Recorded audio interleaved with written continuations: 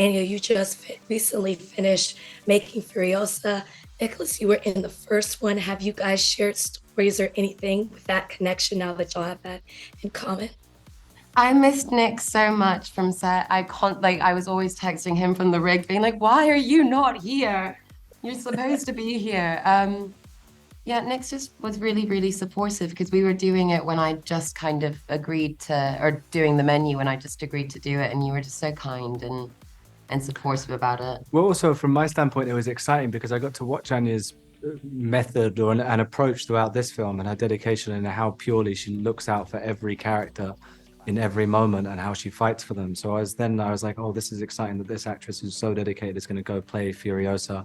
And also at that point, you were already like learning to do the bike stunts and the cut stunts and all these things that are such fun skills and like to put into that world that Nick's really good with cars and bikes, and we now like share comes together. We share like hobbies, which is exciting. Who are you? I am Margot. Why do you care? I have to know if you're with us or with them.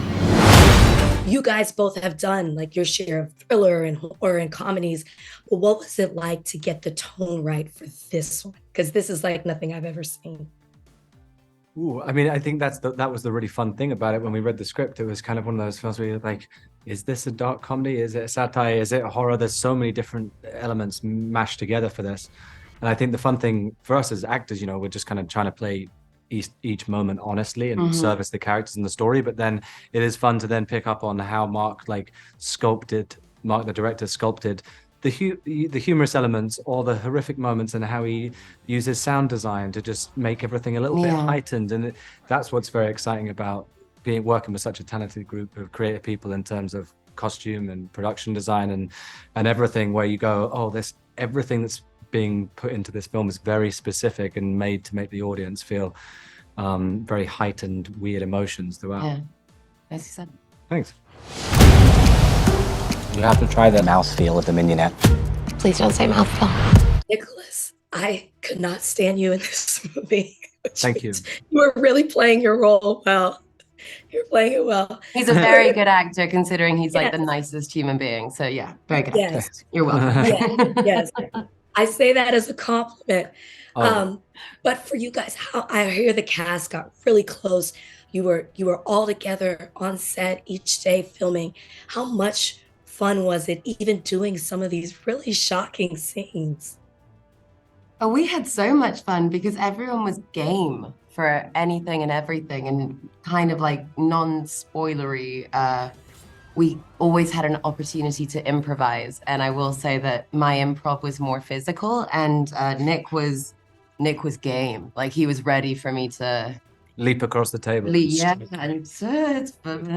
Fury. Yeah, just casually. But it was an incredible experience, mostly because Mark wanted us on set all the time, and we were always mic'd, so we're constantly improvising. But even when it was a close-up on another table, we would all just sit and stay and watch and applaud because it was fun to have a front row seat to these incredible performances, and we were just having a blast. Was the slap improvised? Oh, wow. And it was real. I can't remember this. I feel like... I don't remember if you got me. I feel like you're up and you're attacking me. And then there's people trying to stop you, and I'm like, Yeah, there's two moments. That one, like across the table, that attack, which I call the feral cat attack, that I definitely didn't hit you, and I felt very good about. The slap, I can't remember. I can't remember either. Maybe you hit me so hard that I lost my memory. Yeah, completely gone. The game is trying to guess what the overarching theme of the entire meal is going to be. You won't know till the end. Do both of you consider yourself foodies in real life? I don't think either of us consider ourselves foodies, really. Like, we both enjoy food and appreciate it, but like not ever to this level of like fine dining and that experience. I think it's quite, a pretentious world and quite a difficult world to feel comfortable in.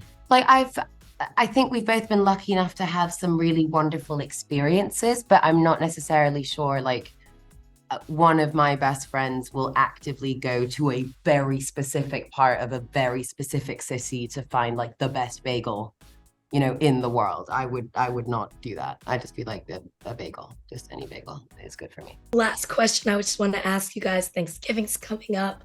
For you guys, what are you most thankful for? Oh, We thought it was going to be food-based. When people mentioned Thanksgiving earlier, they were all food-based. still Oh, what are we most You thankful can for? talk about your favorite food as well. Maybe you're thankful for that. I think we're. I'll speak for myself, but I think we're both grateful that we get to have experiences like making this film, and that we get to do what we love creatively. And I think, you know, that's something that Chef Slowik in this film has lost, that purity about what he does. And I think at the moment we still have that. So I'm grateful for that. I'm really grateful for the people that have come into my life over the last couple of years.